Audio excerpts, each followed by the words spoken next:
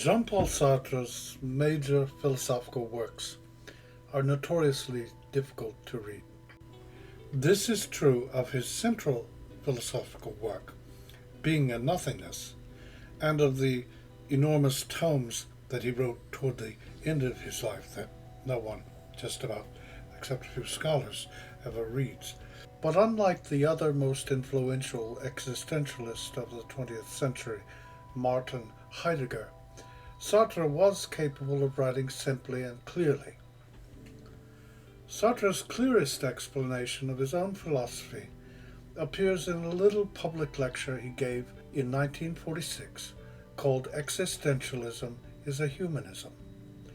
In that lecture, he contrasts people with letter openers. Guess what, he says? Humans are different from letter openers. A letter opener, he says, has a designer and a purpose. Its purpose, or essence, precedes in the mind of its designer its existence. But humans, he says, have no designer and no set purpose. Sartre was an atheist. In them, existence precedes essence. You are born, you wake up, there you are.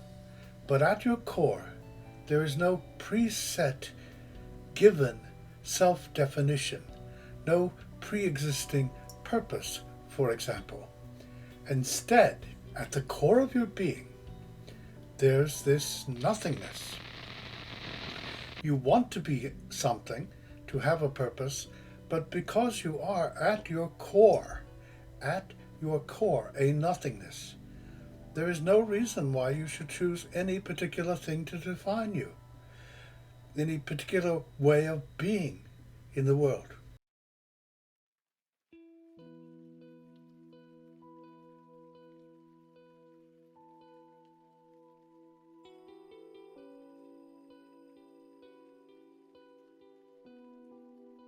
You are free to think or do or be anything within some limitations that he calls your facticities.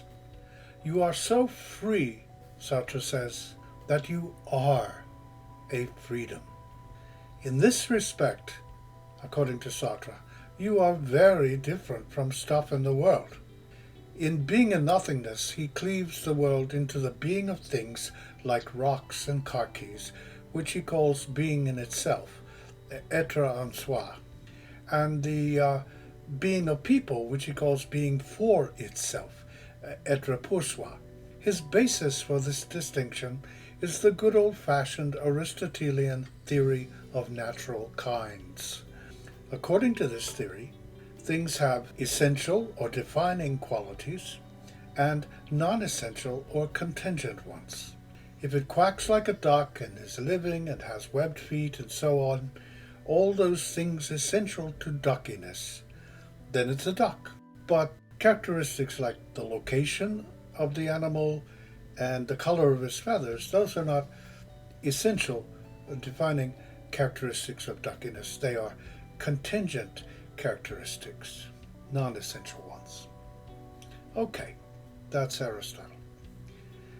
Things like car keys and rocks, Sartre says, are essentially not free, and so their being is essentially different from ours, from our being. Our consciousness, not being a thing, is not subject to material laws, and so we are absolutely and in an essential sense free. You know that you're a freedom because you can make choices. Things are subject to external forces. Your conscious being is not. If I wish to dance the tango, you can restrain my body. But if I wish to dance the tango in my mind, nothing you do, short of interfering with my consciousness, can stop this. So, my conscious being is a different sort of being than that of a thing. We'll modify this formulation later, but that's good enough for now. Okay. Suppose that you're having a really bad day. You are late to work, again.